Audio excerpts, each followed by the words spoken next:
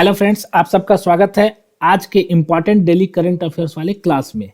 हम लोग प्रतिदिन जो है सो सुबह को जो दिन भर के इम्पॉर्टेंट करंट अफेयर्स होते हैं उसकी एक जगह संकलन कर चर्चा करते हैं। यह सीरीज आपके लिए बहुत ही महत्वपूर्ण सीरीज होता है क्योंकि इसमें हम लोगों ने सबसे कम समय में सबसे ज़्यादा और सबसे महत्वपूर्ण जो आपकी परीक्षाओं को ध्यान में रखते हुए कंटेंट को कलेक्ट किया गया है और इसके पीडीएफ भी आपको टेलीग्राम चैनल पे उपलब्ध रहते हैं। तो चलिए हम लोग शुरू करते हैं। तो आज की प्रमुख खबर है कि झूमर विनंदनी कार्यक्रम, ये झूमर विनंदनी कार्यक्रम बहुत ही महत्वपूर्ण है आपकी परीक्षाओं के लिए। ये कहाँ मनाया गया? तो असम में मनाया गया और 2 साल पूरे होने पर, असम चाय के 2 साल पूरे होने पर यह जश्न मनाया जा रहा है। ठीक है, तो झूमर विनंदनी कार्यक्रम जो है असम चाय के 2 साल पूरे होने पर यह जश्न मनाया जा रहा है। प्रधानमंत्री ने इसको क्या बताया है? तो प्रधानमंत्री कार्यक्रम को ऐतिहासिक, सांस्कृतिक और भावनाओं का खूबसूरत मिश्रण बताया है। ठीक है, प्रधानमंत्री ने क्या कहा है कि कार्यक्रम को ऐतिहासिक, सांस्कृतिक और भावनाओं का खूबसूरत मिश्रण बताया है। इतिहास और संस्कृति के भावनाओं का खूबसूरत मिश्रण प्रधानमंत्री ने बताया है। झूमर और चाय जनजातियों की विशेषता एवं परंपराएं इसमें दिखाई गई है। यह एक बहुत ही उल्लेखनीय पहल है। किनके द्वारा? तो असम के चाय बागान क्षेत्रों में 8000 से अधिक कलाकारों ने प्रदर्शन किया है। तो इसमें कितने? 8000 से अधिक चाय बागान के कलाकारों ने प्रदर्शन किया है और इस 2 साल पूरे होने पर इस जश्न को मनाया जा रहा है।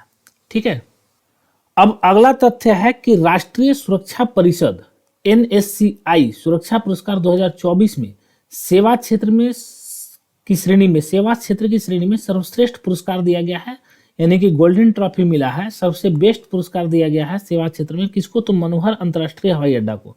मनोहर अंतर्राष्ट्रीय हवाई, यह कहाँ है? तो गोवा में। तो गोवा का जो मनोहर अंतर्राष्ट्रीय हवाई अड्डा है, इसको राष्ट्रीय सुरक्षा परिषद द्वारा सुरक्षा पुरस्कार 2024 में सेवा क्षेत्र की श्रेणी में सर्वश्रेष्ठ सुरक्षा पुरस्कार से दिया गया है। ठीक है, तो अब अगले एक महत्वपूर्ण खबर पे हम लोग चलते हैं।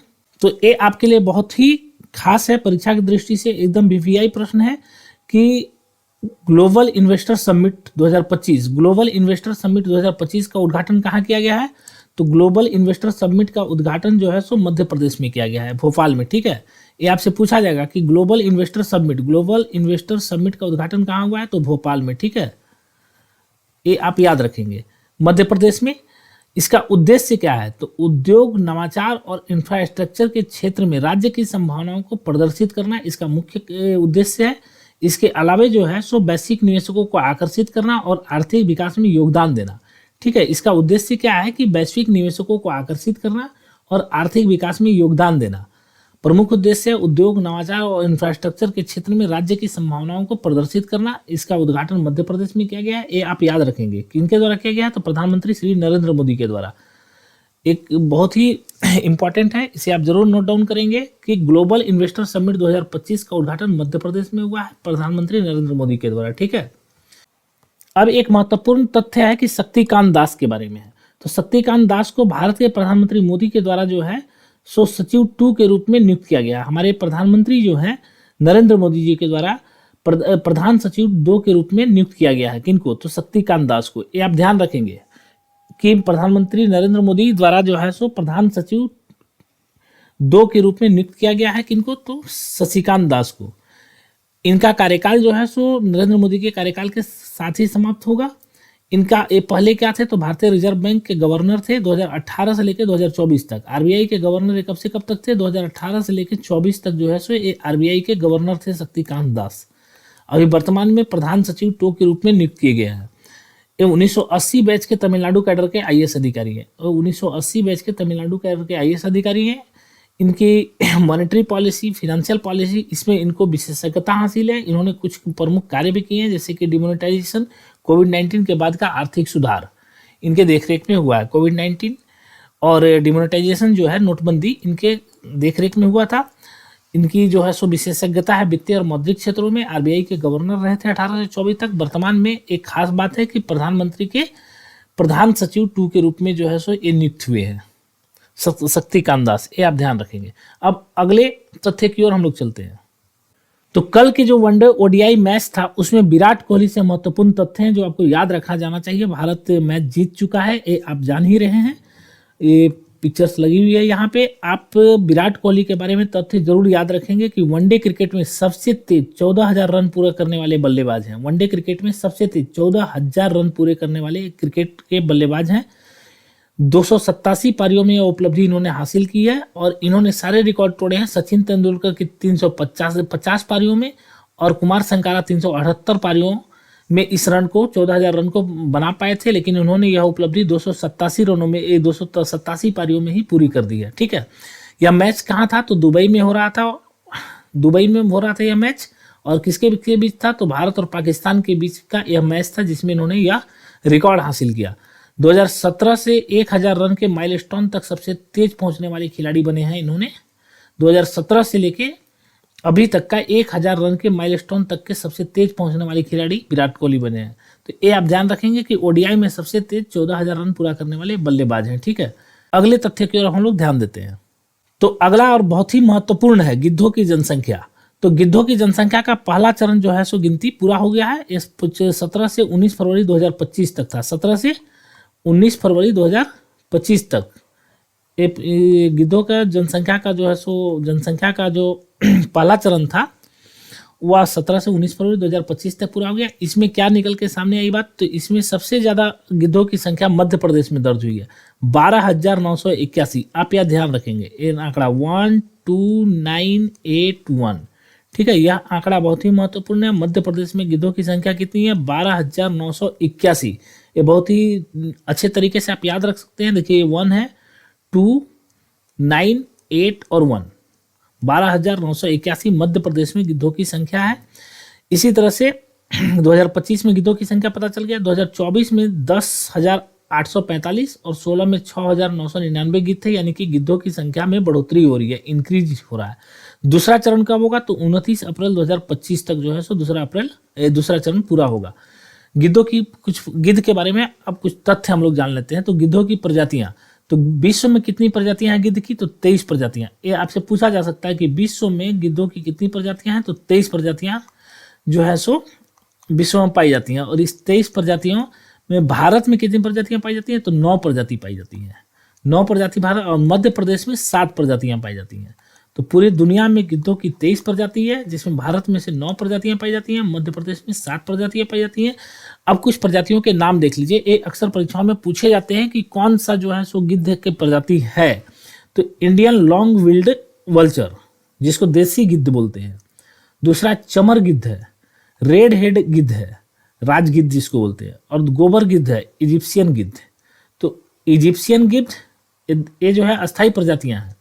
राज गिद्ध या इसी को रेड हेड गिद्ध, चमर गिद्ध और देसी गिद्ध या इंडियन लॉन्ग विल्ड वल्चर्स है। प्रवासी प्रजातियां जो हैं जो हमारे यहाँ आती हैं, तो हिमालयी ग्रिफॉन गिद्ध, यूरोपियन ग्रिफॉन और सेनेरियन गिद्ध। तो इस तरह से मध्य प्रदेश में 7 गिद्ध की प्रजातियां हैं। ठीक है, तो अब गिद्धों के बारे में कुछ अन्य तथ्य भी हम लोग देख लेते हैं। गिद्धों के संरक्षण की दिशा में महत्वपूर्ण कदम उठाए गए हैं सरकार के द्वारा। अब 1990 के बाद की समस्या क्या थी? तो डाइक्लोफेनॉक दवा जो था सो इसके उपयोग से गिद्धों की संख्या में गिरावट आई थी। तो 1990 के बाद इस दवाई के उपयोग से गिद्धों की संख्या में गिरावट दर्ज हो रही थी। प्रतिवर्ष लगभग 5 करोड़ गिद्ध थे। प्रतिवर्ष लगभग 5 करोड़ गिद्ध थे जो अब विलुप्त होने के कगार पर थे। लगभग 5 करोड़ गिद्ध थे 1990 के आसपास जो अब विलुप्त होने के कगार पर। समस्याओं का कारण क्या था? तो यह दवा थे। डाइक्लोफेनॉक जो था यह एक दवा है जो उपचारित मृत मवेशियों का सेवन करने से गिद्धों की किडनियां खराब हो रही थी और जिससे समस्या उत्पन्न हुई थी। गिद्धों की संख्या में गिरावट दर्ज हो रही थी। सरकार ने कदम उठाया कि 2006 में मवेशियों के लिए डाइक्लोफेनॉक की बिक्री और उपयोग पर प्रतिबंध लगा दिया। संरक्षण के प्रयास के चलते गिद्धों की जनसंख्या में अब वृद्धि दर्ज हो रही है। अगले और महत्वपूर्ण तथ्य की ओर चलते हैं। तो दिल्ली विधानसभा में प्रोटेम स्पीकर नियुक्त किया गया है। किनको? तो अरविंद सिंह लवली को। ठीक है, ये याद रखेंगे कि दिल्ली विधानसभा में प्रोटेम स्पीकर किसको नियुक्त किया गया? अरविंद सिंह लवली को। ये क्या करेंगे? तो जो नवनिर्वाचित सदस्य उनको शपथ दिलाएंगे, नए अध्यक्ष को चुनाव करने में मदद करेंगे। इनकी अवधि जो है जब तक नया अध्यक्ष नहीं चुना जाता है, जैसा कि प्रोटेम स्पीकर के केस में हमेशा ही होता है कि जब तक अध्यक्ष नहीं चुना जाता है तब तक वे कार्यकाल में रहते हैं। इनकी नियुक्ति राष्ट्रपति या राज्यपाल प्रोटेम स्पीकर की नियुक्ति करते हैं, जो सामान्यतः सदन में सबसे वरिष्ठ नेताओं में से एक होता है। ये आप पहले से जानते हैं, पॉलिटी में अक्सर पढ़ते होंगे। सदन में सबसे वरिष्ठ जो सदस्य होते हैं उन्हीं में से किन्हीं को एक प्रोटेम स्पीकर नियुक्त किया जाता है, और यह नियुक्ति राष्ट्रपति या राज्यपाल के द्वारा किया जाता है। ये नए अध्यक्ष के चुनाव कराने तक जो है सो अपने कार्यकाल में रहेंगे, और इनका नाम आप याद रखेंगे, अरविंद सिंह लवली। अब एक महत्वपूर्ण खबर है, ये पूर्णिमा देवी बर्मन, इनका नाम आप याद रखेंगे, पूर्णिमा देवी बर्मन। ये सालों भर आपको यह नाम काम आएगा, क्योंकि वुमेन ऑफ द ईयर 2025 से इनको नवाजा गया है। ठीक है, टाइम्स की वुमेन ऑफ द ईयर बनी है कौन? पूर्णिमा देवी बर्मन। ये असम की जीव विज्ञानी है। ठीक है, ये बायोलॉजिस्ट हैं, आसाम की रहने वाली हैं, और वुमेन ऑफ द ईयर 2025 की सूची में एकमात्र भारतीय महिला है, ये भी याद रखेंगे। तो वुमेन ऑफ द ईयर जो है सो आपको 2025 की सूची में ये शामिल है, और नाम है इनका पूर्णिमा देवी बर्मन। ये बहुत ही महत्वपूर्ण नाम है, वेरी वेरी इंपॉर्टेंट है, आप इसको जरूर ध्यान रखेंगे। संरक्षण का प्रयास इन्होंने क्या किया था? तो ग्रेटर एडजुटेंट स्क्वार्क के संरक्षण के लिए हारगिला आर्मी बनाई थी इन्होंने। हारगिला आर्मी की स्थापना की। हारगिला आर्मी क्या है? 2000 महिलाओं का जो है सो एक समूह है, जिनको हारगिला आर्मी का नाम दी थी इन्होंने, और ये जो है सो स्टॉर्क के संरक्षण के लिए ये आर्मी बनाई थी। स्टॉर्क में वृद्धि हुआ कि इनके बनाने के संस्था बनाने की वजह से 2007 में 450 से बढ़ के 2023 में 1800 से ज़्यादा स्टॉर्क की संख्या हो गई। इसके कारण इनको जो है सो वुमेन ऑफ द ईयर 2025 की सूची में एकमात्र भारतीय महिला को रखा गया है टाइम्स के द्वारा। ठीक है, ये आप याद रखेंगे कि वुमेन ऑफ द ईयर कौन है? तो पूर्णिमा देवी बर्मन असम की जीव विज्ञानी है। अब अगले महत्वपूर्ण खबर पे हम लोग चलते हैं। तो यह भी आपके लिए इंपॉर्टेंट है। ठीक है, ये आप ध्यान रखेंगे, ये आपके लिए बहुत ही इंपॉर्टेंट है। इसमें क्या है कि टाइम्स हायर एजुकेशन, THE जो है, टाइम्स हायर एजुकेशन का वर्ल्ड रेपुटेड रैंकिंग 2025 जारी हुआ है। अभी क्या हुआ है कि the Times Higher Education world reputed ranking 2025 जारी हुआ है, जिसमें टॉप स्थान पे कौन रहा है? तो हार्वर्ड विश्वविद्यालय लगातार 14वें वर्ष जो है सो शीर्ष स्थान पे रहा है।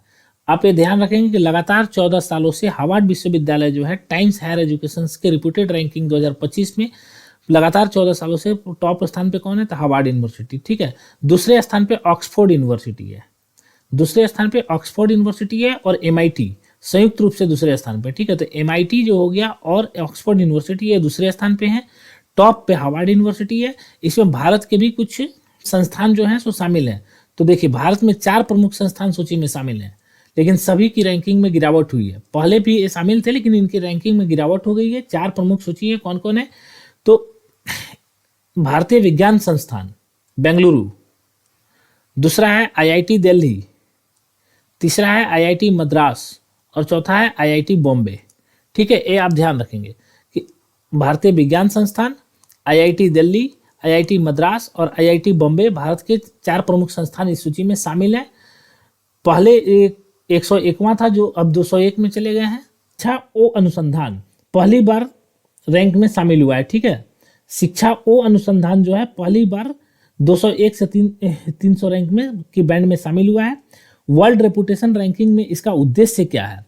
तो विश्व भर में प्रतिष्ठित विश्वविद्यालयों का आकलन करता है, शैक्षणिक उत्कृष्टता और वैश्विक मान्यता पर जोर देता है।